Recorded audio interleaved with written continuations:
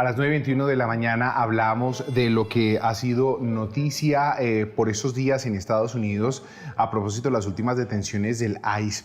Vamos a tener en estos momentos a una persona que es Angie Carrillo. Ella es esposa de un ciudadano colombiano detenido por el Servicio de Inmigración y Control de Aduanas de Estados Unidos, ICE, quien denunció este martes que su esposo permanece bajo custodia en un centro de detención en Texas, pese a que su proceso de deportación ya habría sido autorizado.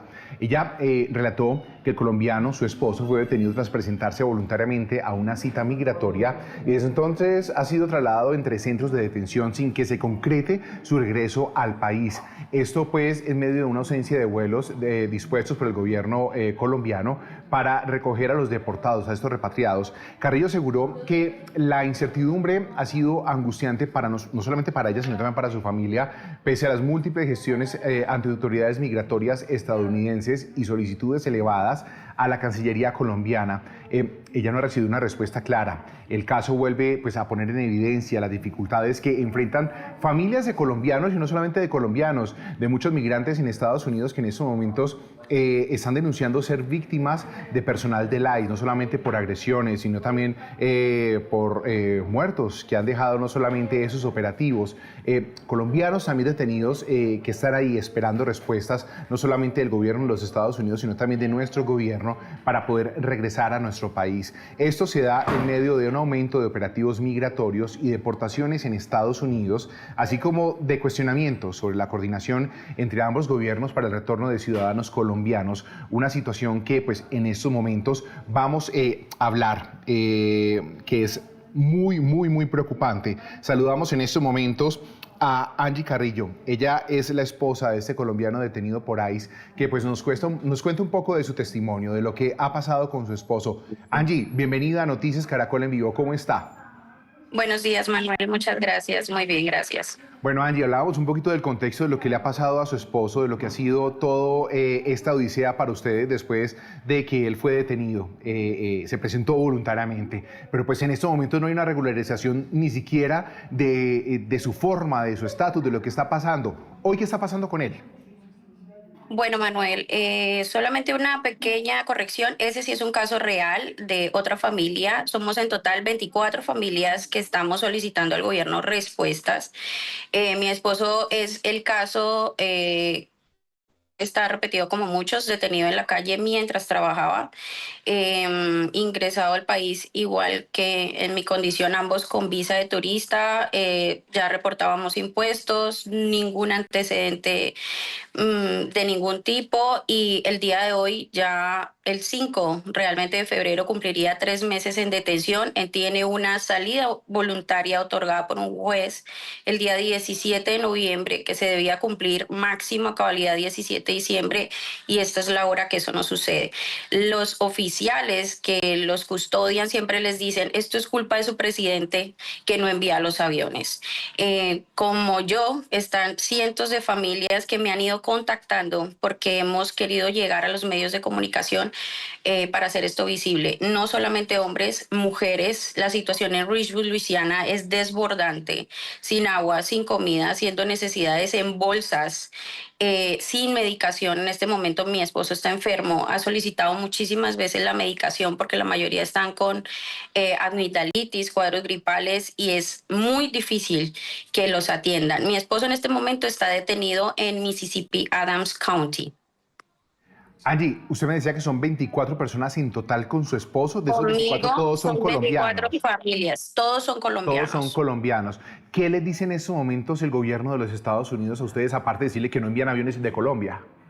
Hemos enviado como primera medida siempre correos a la Cancillería. A mí me dejaron de responder ya hace un tiempo cuando les pedí claridad de los vuelos porque mi esposo lo prepararon para salir el 15 de enero en un vuelo humanitario. El vuelo jamás llegó. Hubo un vuelo el 8 de enero de otro grupo de colombianos, el vuelo jamás llegó y uno el 22, el vuelo jamás llegó. Según lo que tenemos de información por otras personas a las cuales hemos podido llegar, es que Fuerza Aérea Colombiana no programa vuelos desde finales del año pasado porque el Ministerio de Hacienda no ha dispuesto los recursos para la activación nuevamente de vuelos. Adicional a eso, la Cancillería lo único que responde es que ellos no pueden entrar a actuar, que los detenidos están en custodia de ICE y hasta que no pasen, a algunas familias responden 90 días después de la orden judicial, 120 días y a otros le responden que 180 días. Es decir, que para mi caso, 17 de diciembre se venció la orden del juez, tengo que esperar 3 meses más con mi esposo en detención para que Cancillería haga algo. Aparte de lo que usted nos cuenta de que no hay medicinas, que eso ya es maltrato, ¿cómo ha sido el trato de ICE con esas familias, con su esposo? Pues ellos no son muy condescendientes. Mi esposo siempre dice, hasta el momento no he recibido golpes, pero obviamente no hay respeto, nos hablan de todas las maneras habidas y por haber, los que entendemos inglés, porque los que no, simplemente escuchamos gritos. Y así es en todos los centros de detención. Yo estoy hablando de Jackson Parish, estoy hablando de Mississippi Adams County, donde está mi esposo, estoy hablando de Richville, Luisiana, donde están las mujeres. Son varios centros de detención porque las familias tienen sus detenidos. Hay mamás con sus hijos, que desafortunadamente cayeron ambos a cargo de menores y la situación es desesperante.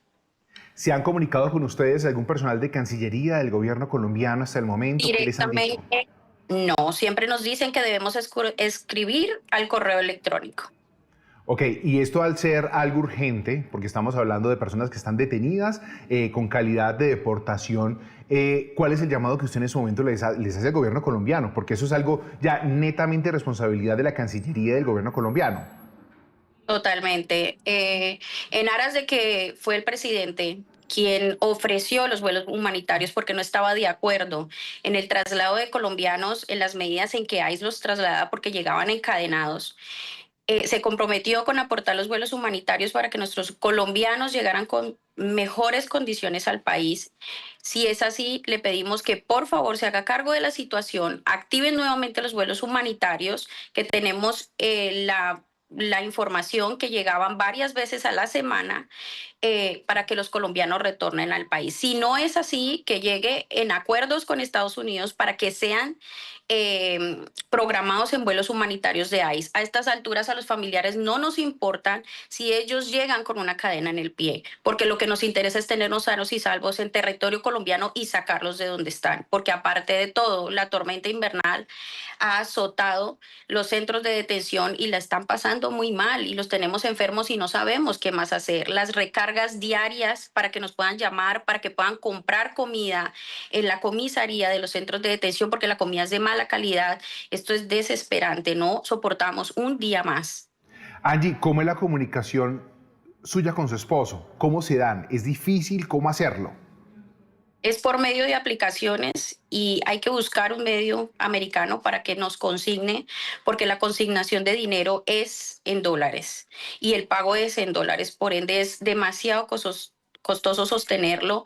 Mi esposo, cansado de lo que le daban, me dijo, amor, trata de conseguirme para consignarme a comisaría para yo pedir algo de comida que por lo menos yo pueda rotar, porque incluso a veces se sienten mal de su estómago porque la comida de verdad que eh, es otro nivel. Angie, ¿usted en qué parte está? En este momento estoy en Los Llanos. Yo llegué hace pasado un mes porque yo estaba en territorio americano, pero decidí a regresar con mi hija. Tengo una hija de 1 año y medio y no podía sola con la situación en Estados Unidos, así que regresé al país para tener apoyo familiar. ¿Su esposo no tiene nadie cercano en Estados Unidos que lo pueda ayudar o solamente es por llamada con ustedes? Realmente el puente es conmigo, el puente real es conmigo, tenemos conocidos, gente que quizás a veces nos ayuda cuando yo estoy en situación de y no me puedo comunicar, ayúdenme, pero su contacto directo y su familia directa está aquí en Colombia. Angie, recapitulemos un poco cómo fue la detención de su esposo por el ICE, cómo se dio, cuándo fue, hablemos de fechas, hablemos del momento. Era un día 5 de noviembre, para ser exacta, 2025, un día laboral común y corriente, horas de la mañana, aproximadamente 10:30 de la mañana. Sale de Home Depot, donde él compraba las cosas para la empresa, porque trabajaba para una empresa. Cabe resaltar que él ya teníamos ya condiciones para poder hacerlo.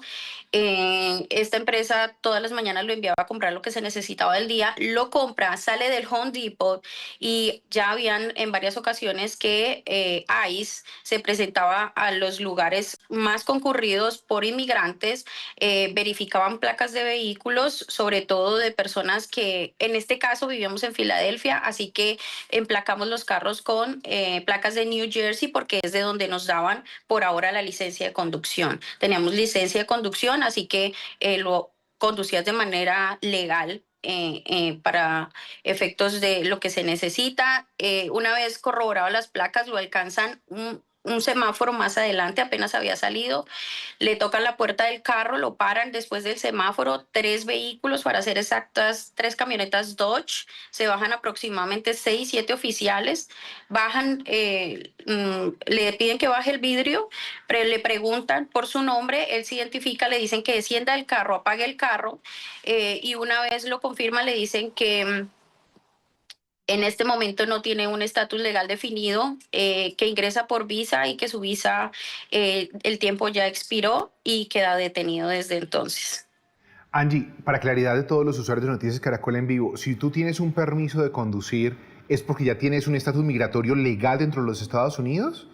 Hay estados perdón la redundancia, en Estados Unidos que le ofrece a personas inmigrantes licencias de conducción para cumplir con lo que se requiere en Estados Unidos para manejar, y a veces no necesariamente tienes que tener una residencia o una ciudadanía, a veces eh, con tu social te lo dan, o permiso de trabajo, pero cabe resaltar que para los Estados Unidos ahora el social y el permiso de trabajo y haber hecho el proceso con legalidad para llegar al proceso de un asilo, pues ya no es válido para ICE para que no seas detenido. Solamente tienes que ser o residente o ciudadano.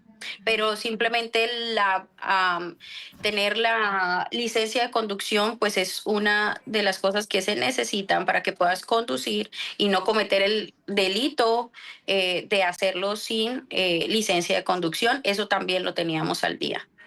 Angie, ¿cómo se entera usted del momento de la detención en la operación de su esposo? ¿Cómo fue ese momento? Manuel, siéndote sincera, un presentimiento. El azote de ICE en ese momento era muy fuerte y nunca mi esposo se desaparecía por ningún momento, en ningún instante. Habíamos acabado de hablar, me había quedado de llamar, y cuando no recibo esa llamada le envío un mensaje por WhatsApp y no le llegan los mensajes. En el momento que no le llegan los mensajes dije, está raro, es temprano en la mañana, mi esposo siempre lleva su celular al 100% de carga por su trabajo y porque no tiene tiempo de ponerlo en un puerto de carga. No aparece, y a los 20 minutos yo lo estoy buscando por todas partes. Lo reporto a la empresa, lo buscan por la aplicación porque trabaja por una aplicación de rastreo. No lo encuentran, me dice, está en un punto fijo, no sabemos qué pasó. Envían a otro colaborador de la empresa y encuentran su van parqueada en la calle sin él, y a los minutos, di tú 30 minutos, 40 minutos, recibo la llamada de él donde me dice, amor, necesito que seas fuerte,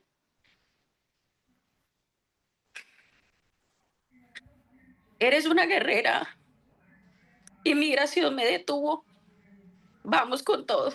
Yo, se me acabó el mundo, Manuel. Le entiendo, Angie. Desde entonces vivimos esta pesadilla. Fuimos pacientes, entendiendo el proceso, entendiendo que había una audiencia, entendiendo que debíamos esperar a un juez, entendiendo que debíamos esperar una respuesta.